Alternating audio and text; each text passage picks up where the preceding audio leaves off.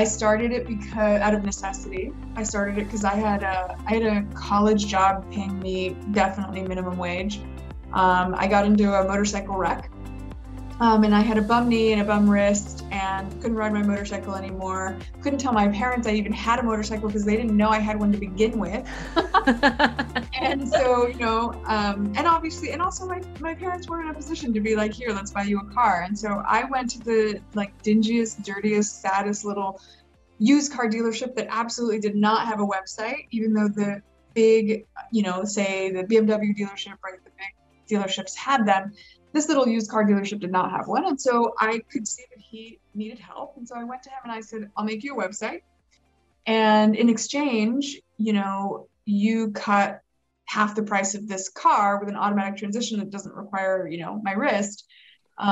You basically shave half of that price off of the car so that I can buy it. And so that's what he did. I basically traded half a car in exchange for a basic website. And then he told a friend of his down the block who also needed a website. And that's sort of, the rest is history. Next thing you know, we were making websites. I had more that I could do. I brought in friends and yeah, we had a web development company. This is Mind the Ceiling, a show about trailblazing women who are shattering barriers. These are the candid conversations that dig into what the journey to finding purpose and climbing to the top of industries is like. All of the victories, hurdles, bumps and bruises, and celebrations along the way, and the tools you can use to be the next ceiling breaker. I'm your host, Tamara Lane. My guest today is Nathalie Molina Niño. Nathalie has put on many hats throughout the years. Not only did her early career begin with launching multiple tech startups with a mind for systems and coding, but she didn't stop there. Nathalie has gone on to break down the image of Silicon Valley's boys club by investing in and advising startups founded by women and people of color, aiming to transform the economy. She also advises some of the world's largest corporations and nonprofits, including the Bill and Melinda Gates Foundation, Goldman Sachs, and the World Affairs Council. On top of all of that, Nathalie is a passionate storyteller, writing an award-winning book, studying theater arts in the heart of New York City at Columbia University, and contributing widely to a variety of sources, including Newsweek, CNBC, and Time Magazine. And before we start, I want to let you know that this was an extremely impactful and emotional interview.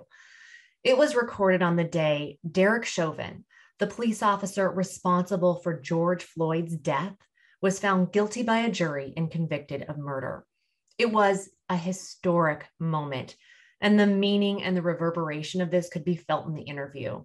You see, Nathalie's work and purpose is paving the way for Black, Indigenous, people of color, and women leaders and founders to have a seat at the table when decisions about their lives are being made. These inequities have been ignored for far too long. Nathalie is one of the people that has had enough, and through her many ventures is taking part of making history. In my conversation with her, we talk about how she's starting a new company to change the economic system to empower the BIPOC community, how she built and sold her first company before she was 30, and how she is making history with a new investment. Get ready, it's a packed interview.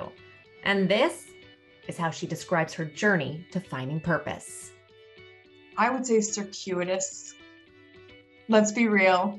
In hindsight, it looks like there's this lovely path, but if you had been there sort of as it was happening, I didn't know where I was going. And I certainly didn't know the dots would connect, right? So it's been a circuitous path, and I embrace that. These may be the paths where we learn the most and grow the most. But what is important is discovering what your foundational values are. We are recording this literally a few minutes after the Derek Chauvin guilty conviction was announced. And so I'm already off my game, but maybe that's a good thing, right? Because especially that was the right outcome. I'm relieved. And I don't know what answer I would have given you before, but right now what I can tell you my purpose is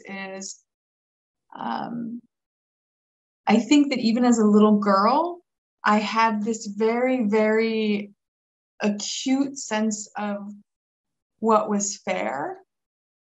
And that's probably something that no matter how complicated my career has gotten, even if it wasn't evident, right? If it wasn't evident and if I wasn't happy, it was because I know that I'm straying from my purpose when I'm not actively focusing on justice. So, the further I stray from that, the more unhappy I tend to get. The more focused my life is and somehow centered on justice, the more I seem to be happy. And even when things don't go right, like today, if the verdict had gone a different way, I'm still clear where I need to be, right? It needs to be in that conversation. That's really interesting because usually when I talk with you, it's about empowerment, but justice is a better way to look at that. I stopped using the word empowerment a while ago because it reminds me of things like when people talk about giving voice to the voiceless. No one is voiceless, right? What we need to be doing is removing the things that are silencing them. We keep putting the focus on, calling, for example, entire populations of people vulnerable. They're not vulnerable, they're under attack. There's a difference, and we need to be centering where the problem is, right? And I think with empowerment, the reason I don't like that word anymore is that it hit me one day that women are immensely powerful. And given, look, among the top causes of death of women is homicide and people that they know. So we're talking about husbands, partners, family, right? Like friends. The fact that women are courageous enough to walk outside their front door every day shows how much power we have. So this idea of empowering women doesn't sit with me well anymore. I think that women are eminently powerful, and what they are is they're under attack. We are powerful. Don't ever forget that you have power. And Nathalie uses her power to enact justice in the economy. Look, my primary role is I'm back to being an entrepreneur. I'm going to end up combining these hats of sort of entrepreneur and investor. I like fuzzy lines. My next startup is a financial services platform. But launching this new endeavor came from a long path of learning that the system was broken. A colleague of mine came to me with a statistic that said that Black and Latinx, and the overlap between the two, because so many Latinx community members are Black, if we pooled our resources and we quantified just our buying power, we have a buying power of $3.9 trillion. We would be the fourth largest economy in the world if we simply shopped from each other, banked from each other, loaned to each other, right? Like if we consolidated the power just in our power to buy, we would be, larger than most GDPs in the world. And I thought, okay, we need to think about the infrastructure of that economy, of that, $3.9 trillion economy. We don't own that infrastructure. We don't own the banks. We don't own the mortgage companies. The people who manage our pensions do not look like us. The people who manage our 401ks do not look like us. In fact, of the total capital all around the world, people of color who represent over 70% of the population, we manage less than 2% of the world's money. And so when I think about that, owning the hospitals, the insurance companies, again, the banks, all these different structures that are really the infrastructure of the economy, I thought that's the center of power. We're trying to build the infrastructure for that Black and brown economy, right? We're trying to create, in some ways, the pit crew. And I love the metaphor of a pit crew because the pit crew, you don't know who they are. You don't know their names. They're quietly in a ditch somewhere, making sure that the race car gets to the finish line and that the driver is safe, right? And so we're building in large, in many ways, the pit crew for all of the race cars that are out there, for all those people that are trying to build those Black and brown led funds, the Black owned bank, the Black owned mortgage company, the Latinx owned, registered investment advisory, so wealth advisory, right? All of the people who in communities of color are out there trying to build the infrastructure of the future, most of them have failed to scale. And largely it's because no one's got their back. They don't have a Schwartzman to hand them $5 million and say, go, experiment. Right? And so what we're trying to build is that. We're trying to build the mothership, which is going to invest in and help grow the infrastructure of the economy so that we do have Black and brown community members and Indigenous community members owning all of that infrastructure. Again, the insurance companies, the banks, the hospitals, all of the things that power our society. So let's rewind time and look back at Nathalie's journey that led her to become one of the most prominent names fighting for justice and utilizing capital to transform the systems that have been structurally preventing radical change. I went to high school in a place that was decidedly not my community. I had a teacher in grade school who took an interest in me, public school, and said, you should be in a more special place. You should be someplace where people will pay more attention to you and allow you to work faster. She could tell I always got in trouble for talking too much, and yet I always got great grades on the academics. So it was like straight A's and then a C in conduct, right? Because I talked too much. So I think she picked up on the fact that I was maybe bored, and she had gone to this school called Immaculate Heart High School in Hollywood Hills, which is the same school that Tyra Banks went to, same school that Lucille Ball and Desi Arnaz sent their kid to, same school that the former Princess Meghan Markle went to. For Nathalie, high school was nothing like what she was used to or prepared for. So it's a fancy school in Hollywood Hills that my parents could not afford. I had to get scholarships. I had to, obviously, had never even heard of it. And anyway, I went there and it was absolutely not my community. And I was a fish out of water, but I figured it out, and it was probably one of the best things that ever happened to me. And I can't say that it ever became my community. I always probably felt a little bit like a fish out of water, but I learned how to navigate it. And that's a superpower, right? Being able to code switch, being able to, whether you choose. A lot of people are like, I will not code switch, and I respect that. But I do think that knowing how to be parachuted into places that are radically different than you or anything that you know, and having that muscle of knowing how to navigate it, I think that's a skill. And it's a skill that, again, I choose to turn on and turn off. Sometimes I don't want to navigate something that feels broken, right? But that first experience helped me do that. Well, and so that sounds like it could be really challenging to someone, and, learning how to navigate that. Did anyone give you advice, or did you figure it out yourself? What was your strategy? For people who know me and think I'm an extreme extrovert, they won't believe me. But my strategy was to sort of watch and listen and observe. I was a clown. I was kind of a class clown type personality. But I figured out how to do that in a way, and you know this because you're in media, it's a way that the best way to vamp, meaning to give your brain time to process and figure out how the hell you're going to do whatever you're going to do next, is not to stand there paralyzed doing nothing, because everyone notices when you're doing that.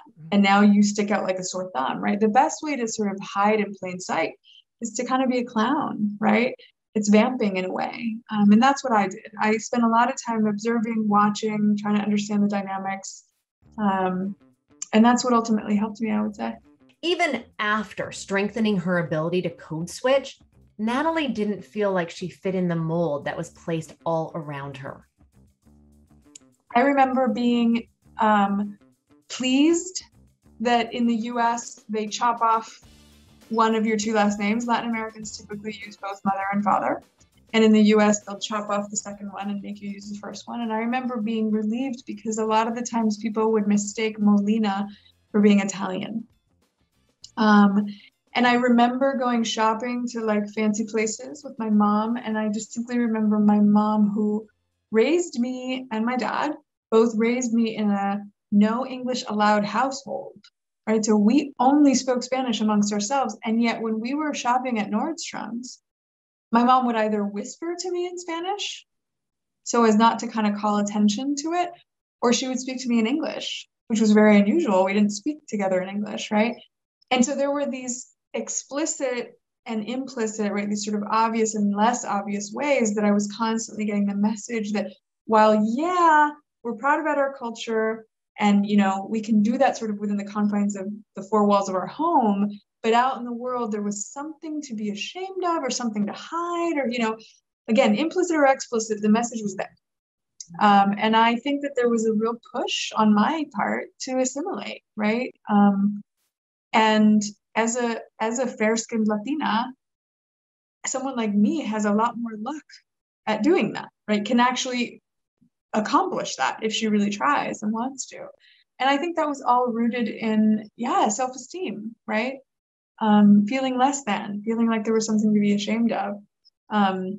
I grew out of that, but that was definitely a thing, and I remember it. I was going to say, looking back, what do you think about those doubts or concerns?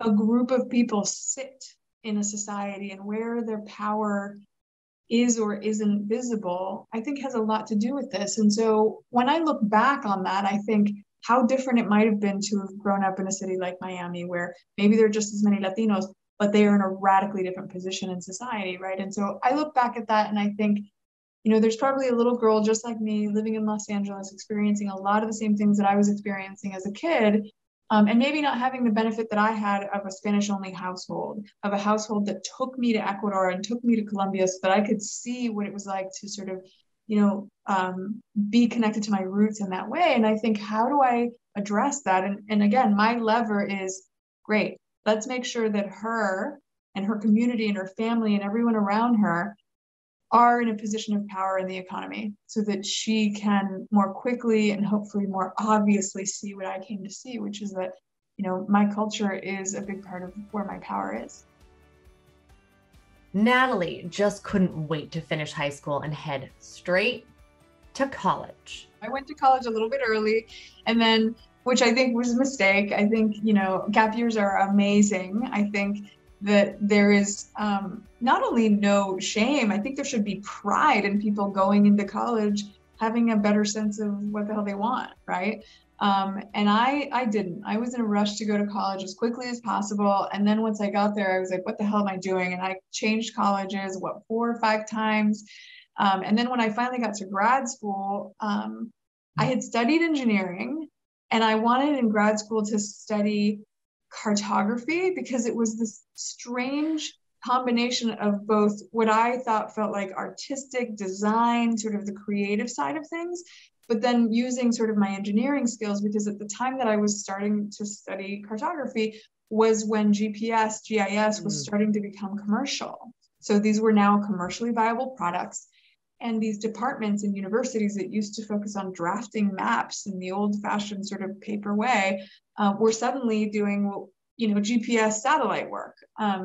And so it was this wonderful intersection of sort of tech and design, and I loved it, and I wanted to study it. But then I started my first startup and dropped out. I no longer believe there is such a thing as a conventional path for a ceiling breaker.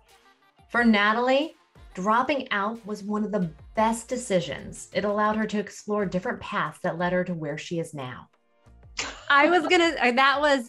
That was where I wanted to go. You started your first company. What was your first company? And tell me about that, how that happened, how that came together. My first company was a web development company. We made pretty robust websites at a time when, you know, most websites on the internet were blinking bunnies and, you know, colored fonts, right? And so we had gotten access to pre-release software, so early versions of Visual Studio that they had given to big research institutions like the University of Colorado. And so we knew how to connect databases to websites, and suddenly, boom, superpower, right? you can do real transactional, robust business online. And so we were building a lot of those early websites. I started it because out of necessity. I started it because I had a college job paying me definitely minimum wage. I got into a motorcycle wreck. And I had a bum knee and a bum wrist and couldn't ride my motorcycle anymore. Couldn't tell my parents I even had a motorcycle because they didn't know I had one to begin with. And so, and obviously, and also my parents weren't in a position to be like, here, let's buy you a car. And so I went to the like dingiest, dirtiest, saddest little used car dealership that absolutely did not have a website, even though the big, say the BMW dealership, right, the big dealerships had them. This little used car dealership did not have one. And so I could see that he needed help. And so I went to him and I said, I'll make you a website. And in exchange, you cut half the price of this car with an automatic transition that doesn't require, my wrist. You basically shave half of that price off of the car so that I can buy it. And so that's what he did. I basically traded half a car in exchange for a basic website. And then he told a friend of his down the block who also needed a website. And that's sort of, the rest is history. Next thing you know, we were making websites. I had more that I could do. I brought in friends and yeah, we had a web development company. Well, and this really set off your trajectory, right? Like this launched you in tech. What came next for you? As a kid, if you asked me what I wanted to do or be, it was like, I would change my mind all the time about positions, but I just knew that I wanted to travel around the world and speak lots of languages. And for me, it was global, and the environment. I studied environmental engineering, so I was very much an environmentalist from early on. And so I ended up, going to work for a company that was one of my clients. And then from then on, my entire career in tech was largely influenced by this, and that is global tech. And so for the rest of my career in tech, I was in the business of basically helping mostly, not entirely, but mostly US companies figure out how to go abroad. So that could have been Disney Interactive and helping them figure out how to take their games and make them work in Spanish, Italian, German, Japanese, etc. Or later in my career, it was building the Google algorithms in 41 countries, right? In 41 languages, I should say, and more. Eventually the company after I left, did a lot more languages. And so building algorithms, right? Building them using machine translations and kind of looking at the early days of what are now, I think, commonly understood concepts like natural language, computational linguistics, taxonomies, all these things that kind of, whether we know about it or not, they're everywhere, right? Everything we touch is algorithmic in some way. This was the early days of that. And I was really, really into this idea that somehow I could create a new world that was being created anyway, but I could make it so that people all over the world could get access to it, right? Not just the privileged, not just the ones that speak English. To me, it was always sort of a question of accessibility. Like, who doesn't have access to this room? Who doesn't have access to this content? How do we get them access? It's incredible how much change Nathalie will bring to the next generation. She is paving the way, not just for women, but for people of color globally. Basic education has been a gatekeeper for far too long, and that is something that needs to change. I'm smiling because I'm noticing a trend. Yeah. You jumped into a leadership role at a really young age. How do you harness the confidence and vision when, you're in your early 20s, 30s? 20s. I was in my 20s when I was managing a multinational, right? Look, I did it by not telling anyone my age. I had 2015 vision, so better than 2020. And I wore glasses just because I thought they made me look older. They were like reading glasses. I probably did damage, who knows? I think, my mom, ever since I was a kid, always taught me to walk into every room like you own the place. And sure, sometimes you can sort of quiver and be nervous, right? And sometimes it does feel like you're faking it. But I think it's important to cultivate just a little bit of arrogance, just a little bit of like, I belong in this room. I'm just as entitled to this seat at this table as anyone else, right? Like that vibe is something that it's a muscle and it needs to be exercised. And I think that, some of it, people talk about entrepreneurship. Like if I had known how difficult it was going to be, if I knew how hard, every aspect of starting a business is, maybe I wouldn't have started a business. So perhaps some of it is sort of ignorance. And maybe that's a little bit of what like a healthy level of arrogance is, right?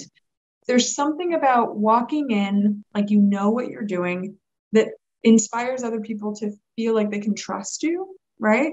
And then in turn, what it did to me is it made me feel responsible, right? It made me feel like, oh crap, these people rely on me. These people's jobs depend on my performance. And so it also had to do, I think, with taking it seriously and realizing that I was responsible, right? And that'll help you grow up quick, right? It's feeling responsible for people. Well, and so at that time in tech, and maybe even now, but how often were you the only woman or only woman of color in the room? And what advice do you have for other people who may be in the same situation? How often? Was every time almost, right? And the advice that I would give, and I feel really strongly about this, is that we are groomed to go it alone. The sort of Lone Ranger trope, right? It rears its head all the time. Like there is some honor in having done it all by yourself, right? Think about the self-made trope. It's like, really, who the hell is self-made? You didn't drive on roads that taxes paid for. You don't, come on. No one is self-made, but yet that fantasy continues. Like there is some honor in going it alone. And I think that when it comes to women of color, especially, that is when it's the most damaging, right? And what advice I would give is I would say that a lot of people of my generation did do that. And we functioned in a silo and we sort of suffered alone, and it was not necessary. Being self-made is glamorized all over social media, especially when it comes to women. For example, women like Kylie Jenner are shown off everywhere, even on Forbes, for being self-made billionaires. But that is not necessarily the case. And many times there's a lot of privilege that comes behind entrepreneurial growth. It is better to do things together, have allies, and raise people up with you.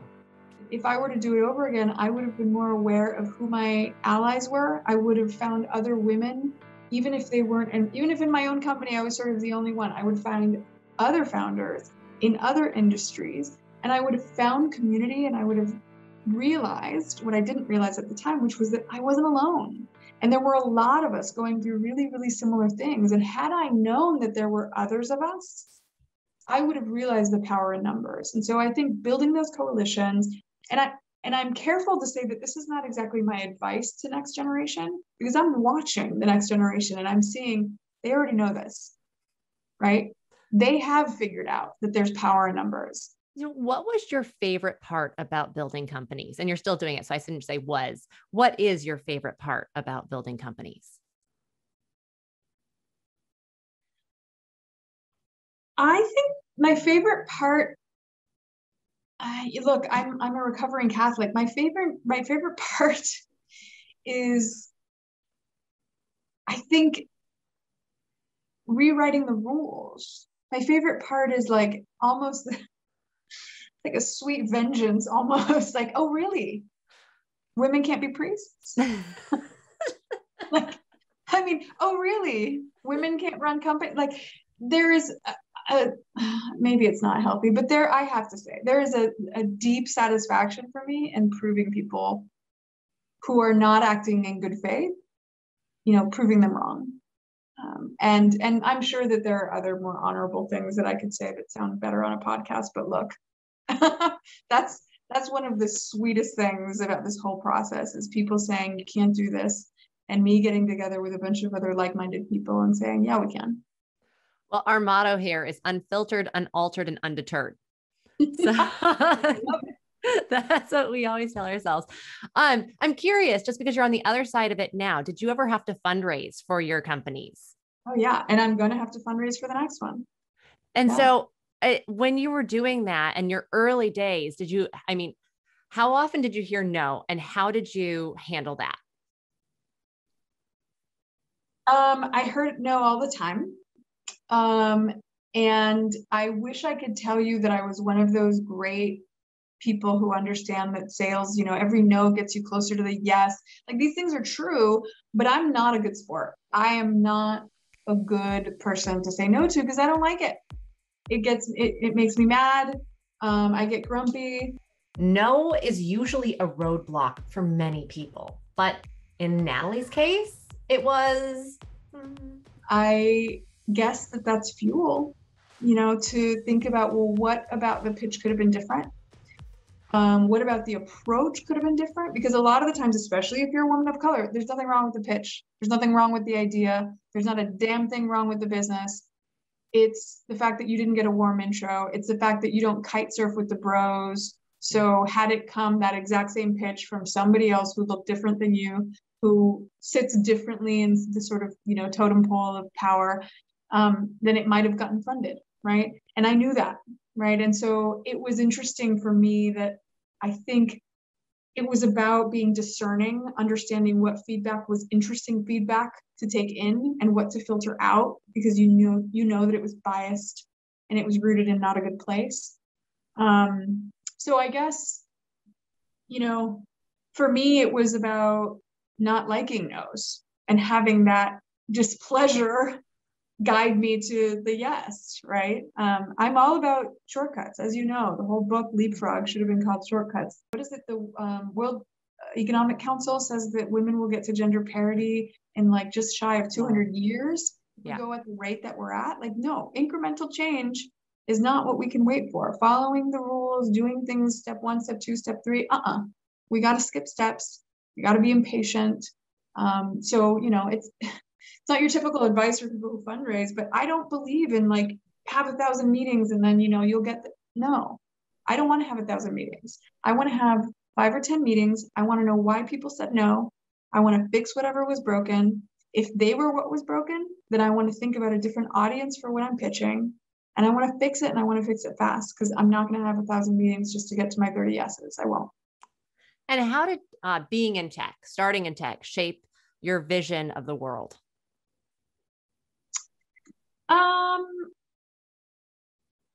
Funny.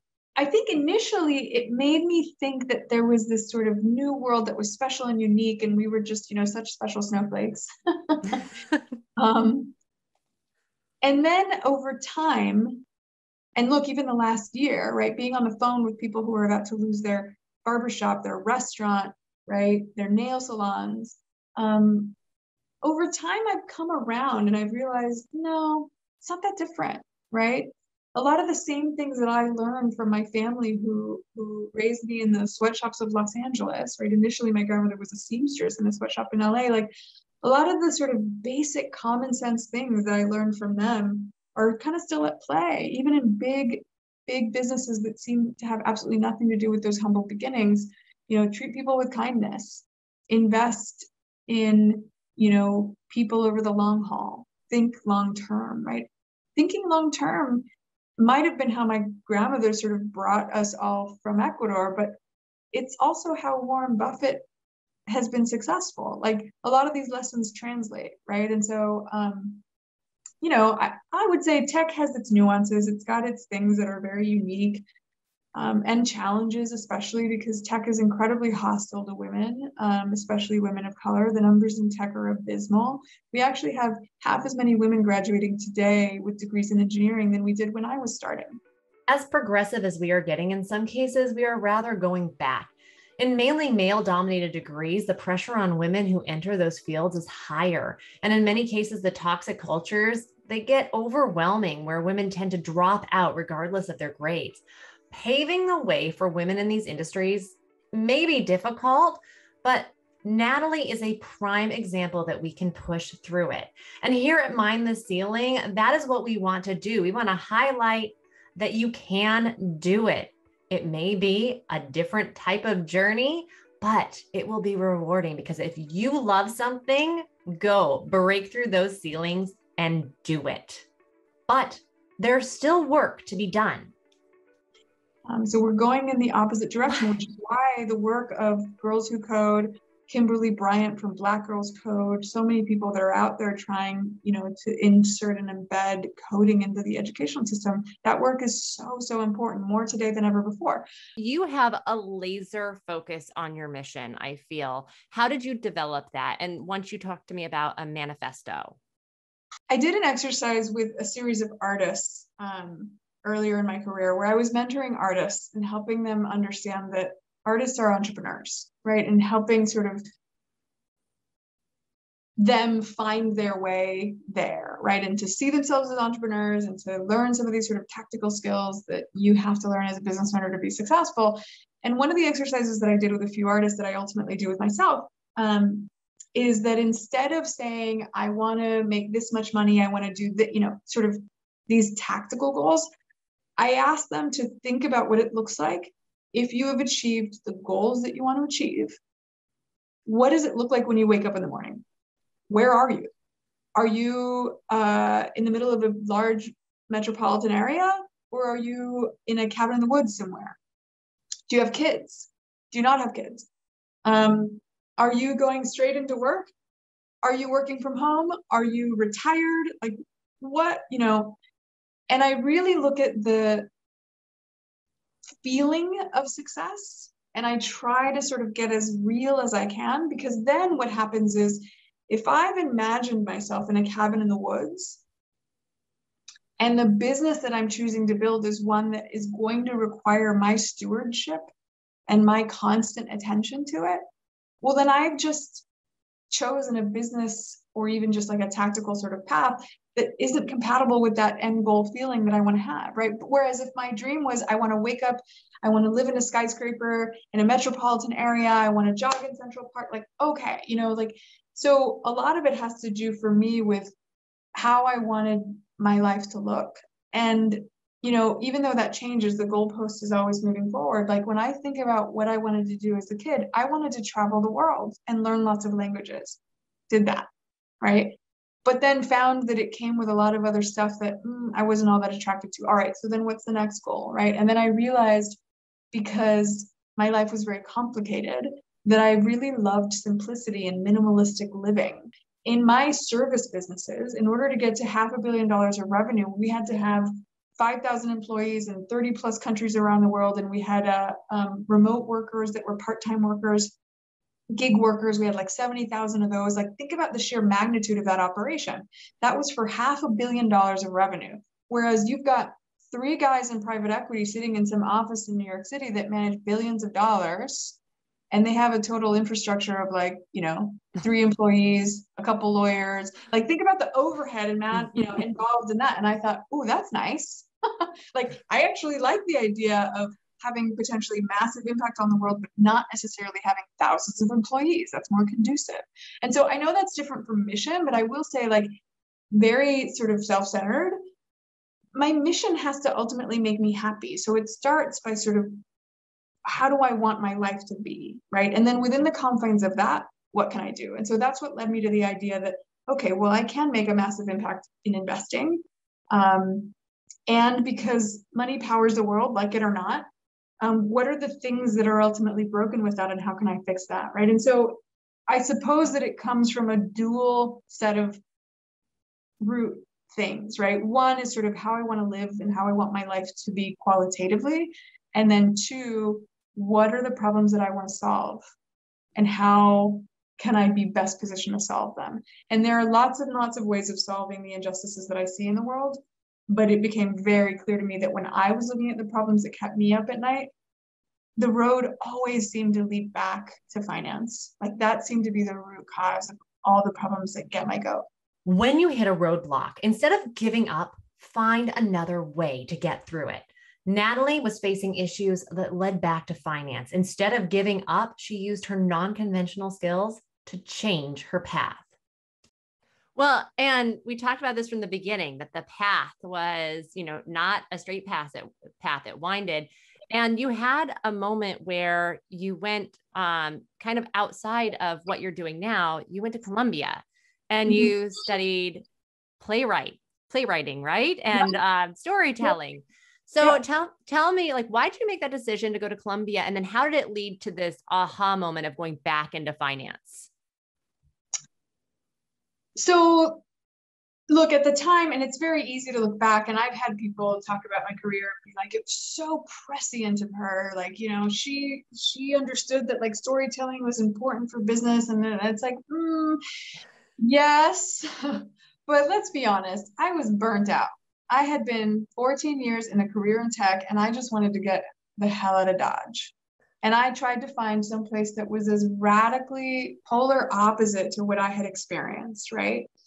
And I did believe that storytelling was an important reason for my success, right? I was not the best engineer. I was not the most proficient coder. There were always people that would outskill me in that department, but there was no one, and that I can say with good conviction today, there was no one who could tell the story of deep tech the way that I could. Now, big fish, little pond, engineers aren't exactly known as being the best storytellers in the world, right? But it was my secret sauce. It was my superpower. And it was like, well, if I'm going to take a couple of years off, take a sabbatical, what skill do I want to sort of double down on, right? It's not finance. At the time, I was not interested in that. That wasn't what sort of made me tick. It didn't make me excited. Storytelling was. And so I thought, well, where can I go to study with the best of the best, right? Because being the best storyteller among mediocre storytellers, not much of an accomplishment, but where can I study from the best storytellers on the planet?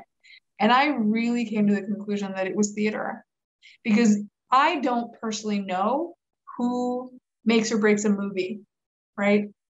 I've seen directors botch jobs and a movie gets salvaged in the editing room, right?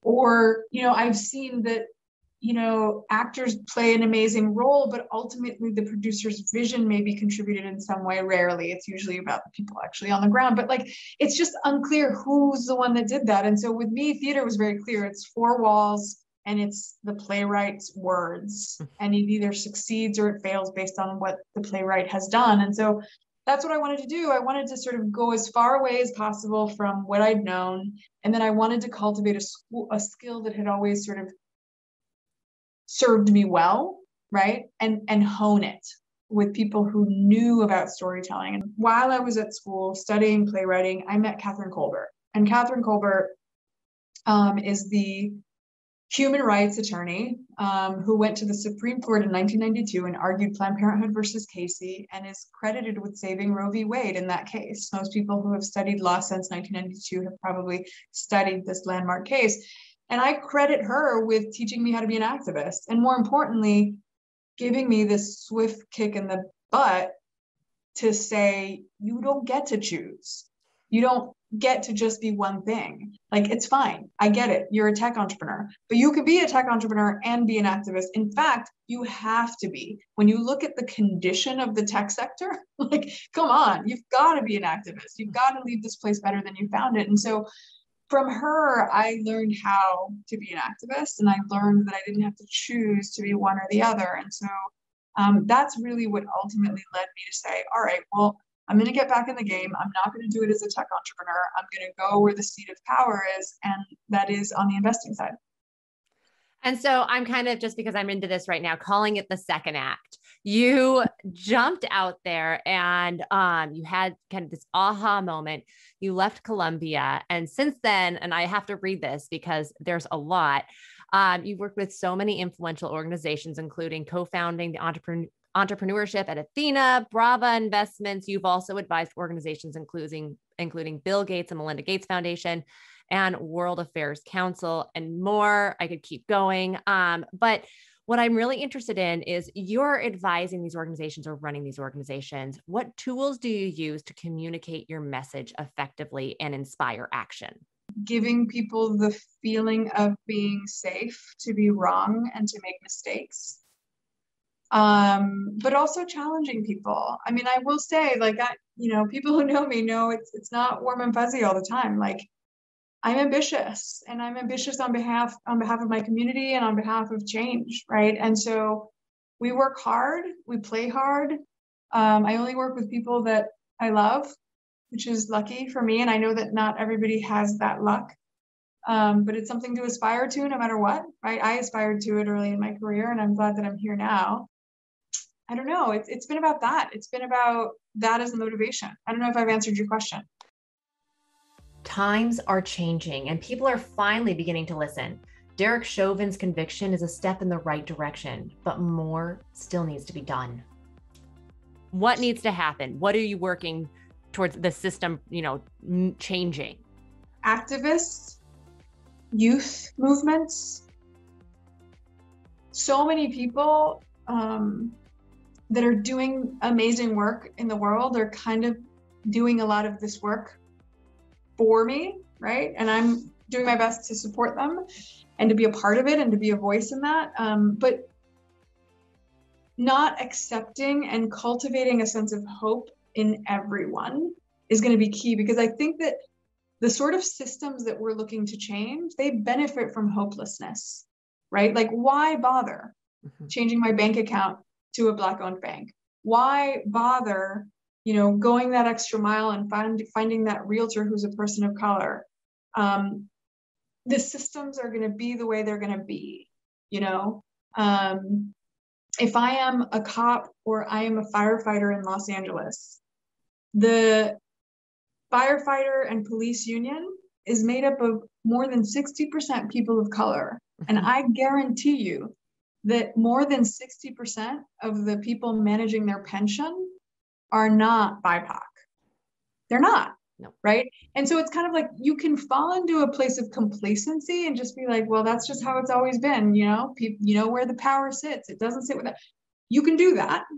That's hopelessness at work, right? And that's in some ways the culture that keeps people marginalized, right? And then there are these movements that are starting, that have been going full force, that powered even the outcome, I think, today with the Chauvin trial, right?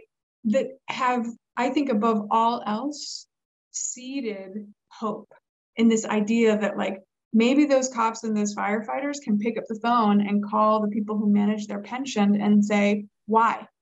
How come 98+% of our retirement money is not managed by people who look like us, right? And so I think before you can ask somebody to mobilize, to make phone calls, to even, march on the streets, they have to have hope that in doing that, something will come of it. Otherwise, if you don't think that there is hope, you don't even bother. You don't pick up the phone. You don't walk the, march, because what's the point? Things are as they are. And the thing that will unlock and make all the challenges that I'm facing and that our communities are facing right now, just kind of make them irrelevant, is hope. And if people have hope, then anything is possible. And I see it, and I think we've seen it in the last year, especially, right? A complacent population is a hopeless population. An active population motivated to change things is by design a hopeful population.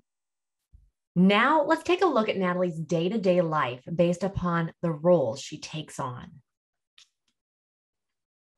I love when I talk with you because it's always a very big vision, but I want to narrow in, and people probably wonder what that looks like daily. Like, what does that look like?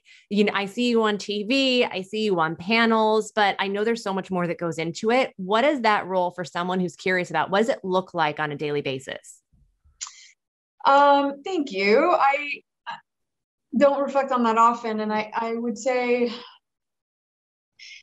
look, let's get tactical. I don't take meetings. I try not to take meetings on Mondays and Fridays. And I do that because I need quiet thinking time. Big ideas don't happen when you're overwhelmed playing Tetris with your schedule. And so it looks like taking 2 days a week to reflect, to read, to listen, to understand how dots connect, to sit with the aftermath of a meeting, for example, that I had with recently an executive at a big insurance company, where I said, you guys are sitting on so much capital. Why are you not putting it into Black and brown led funds? You are part of the problem, part of the reason that less than 2% of all money is managed by people who look, like us. She happened to be Latina.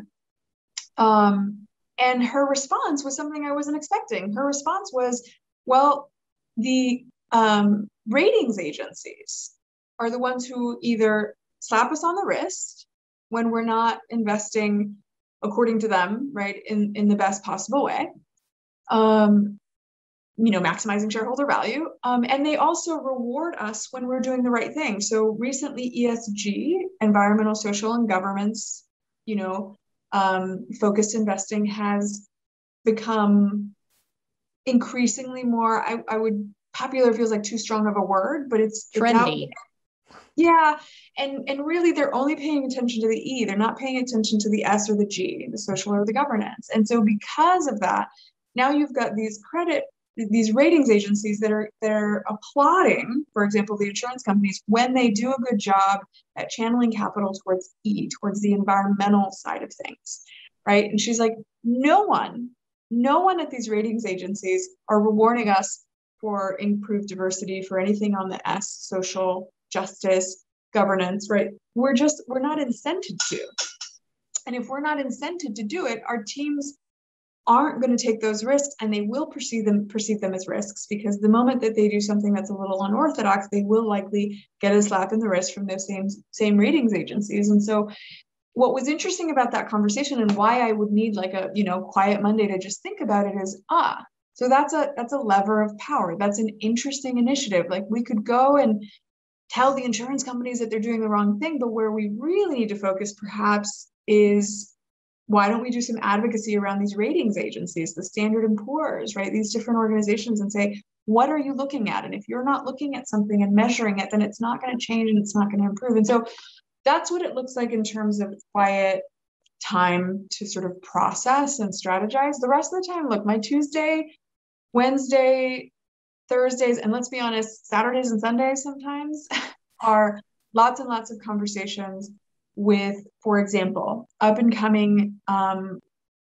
BIPOC investors, right? What's keeping them up at night? What's preventing them from raising the money that they want to raise, so that I can understand what problems we're solving for, right? I don't want to just think about it. I want to be sure that, like any startup founder, right, I want to be talking to my customer at the end of the day, because we're going to be investing in investors. And so I want to know, what are their pain points? What keeps them up at night? What are the big obstacles that are keeping them from their goals?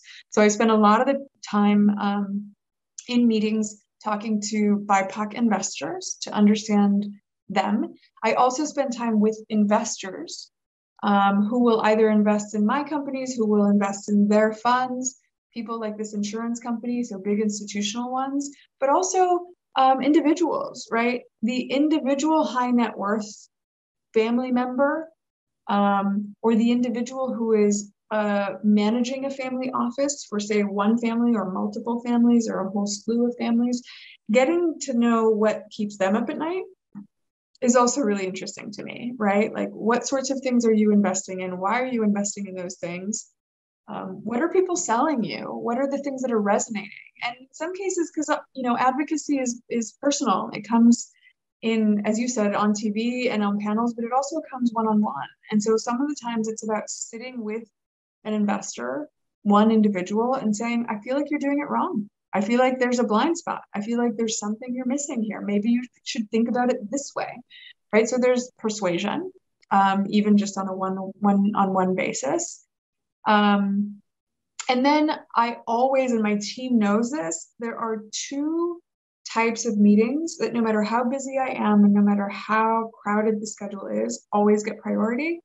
One of them is press, and honestly, that's not because I think press is the most important thing. It's simply because it's more of a tactical thing. Press have deadlines, right? So either don't talk to press at all, or make sure that your team knows that press have to take priority, because sometimes they've got to get a quote, in 24 hours or something. And so it's just a question of the tactical reality that press sometimes have to quick turnarounds. And the other one that is given priority in my schedule is my students.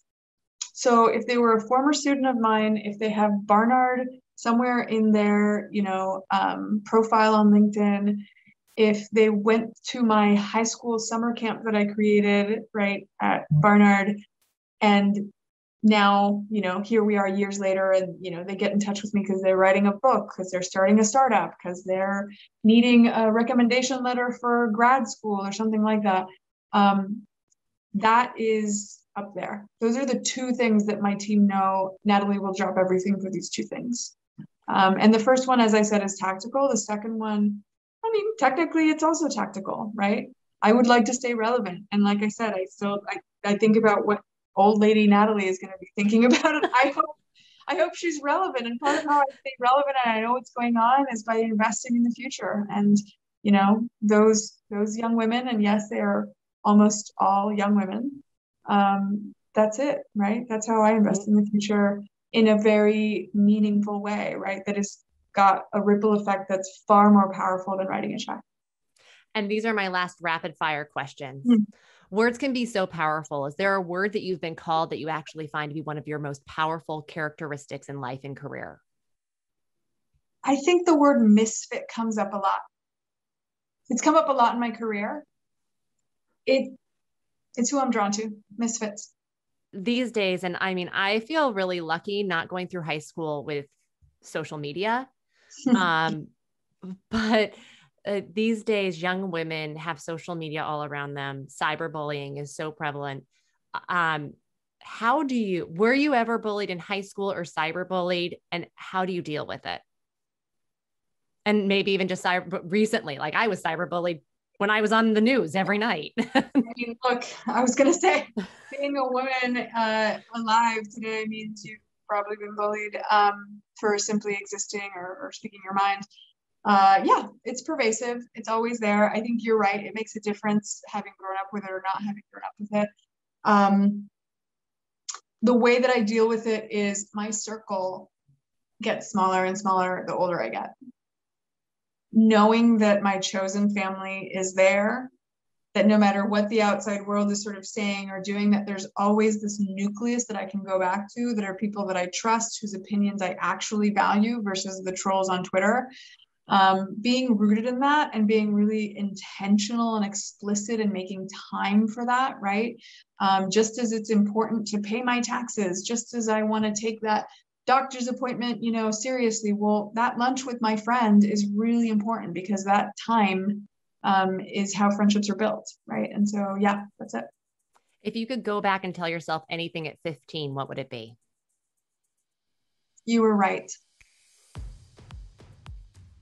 Investing in women is investing in the future of society. Nathalie's favorite investment is helping to build the type of world she wants to live in. You know, my favorite investment, and who knows, there's more life to be lived, but I think it'll be my favorite investment for a long time, is a company that will make history by being hopefully the first birth control pill to go over the counter.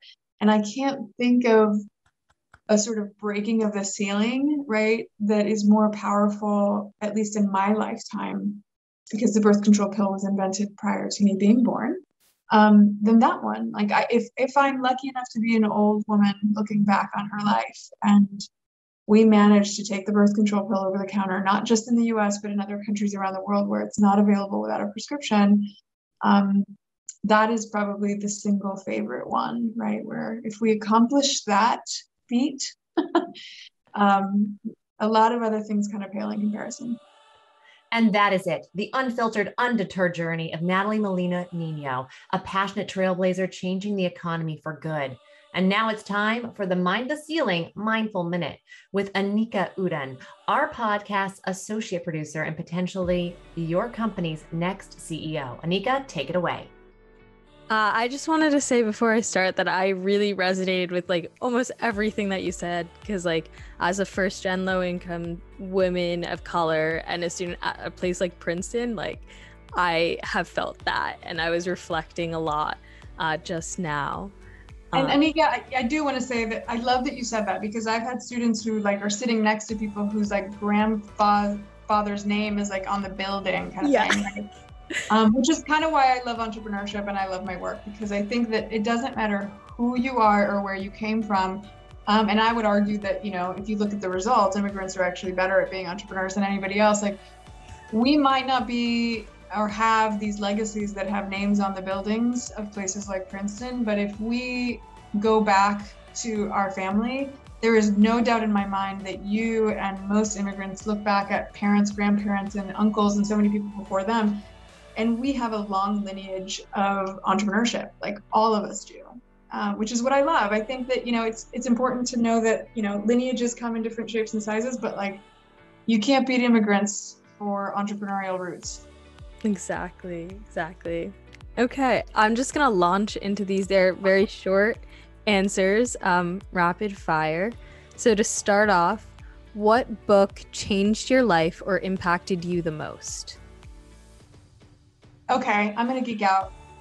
I was super into complexity and chaos theory, and so there's this book called The Quark and the Jaguar, which is about subatomic physics.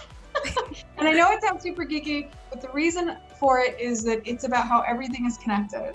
At the subatomic level, everything is connected. So, there's a real world application to that. Yeah, very tech oriented.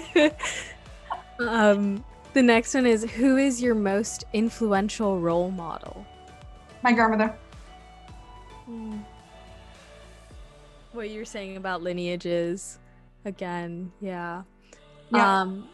What organizational tool can you not live without? And look, my calendar, I'm like a robot. I just go wherever it tells me to go. So if someone really wanted to screw with me, they would put all sorts of random things in my calendar and I would just do it like a robot. Yeah, who would we be without our calendars?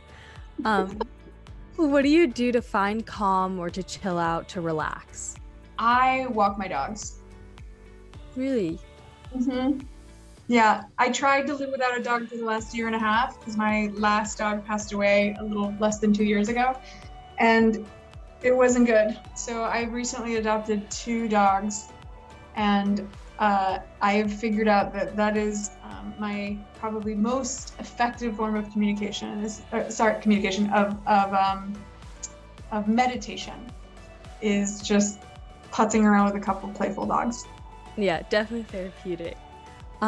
What is the mantra that you live by? You are the source of your own supply. And those words aren't mine. They came from a mentor of mine whose name is Awilda Verdejo. But that is the mantra. You are the source of your own supply. I love that. What's the next ceiling you want to break? I want to see a multi-trillion-dollar firm like BlackRock owned by people of color. Yeah, snaps to that. And my last question is, if you could have a superpower, what would it be and why? Let's get real tactical. I would be able to mute every troll on the planet. I love that one. And that is our show, Mind the Ceiling. And here we don't mind the ceiling because it is meant to be shattered. We are here for you. So please subscribe to the podcast wherever you listen to us. Follow us on social media and share with your friends. And we'd love to hear from you. Hit us up on Instagram. You can ask our guests questions and just celebrate your successes with us. And with that, what makes us excited about the future? I grew up in LA. Rodney King had just as much footage, had just as much evidence to support a conviction. And his family, all of us, we didn't get that, right? As a kid watching that, it probably stained how I saw the world for a really long time. And what gives me hope is there's some kids watching social media and TV and, TikTok and everything else. And, as my friend Morgan said today, today we might see an instance of justice, but what we need is a system of justice. And so it's not to suggest that today means that we have a system of justice, but it was an instance and we need many, many more instances. And, today was a moment of hope for sure. Special thanks to my amazing team, associate producer Anika Uden, editor Michael Coleman, writing by Mara Ayub, and my chief of staff, Sky Gatula.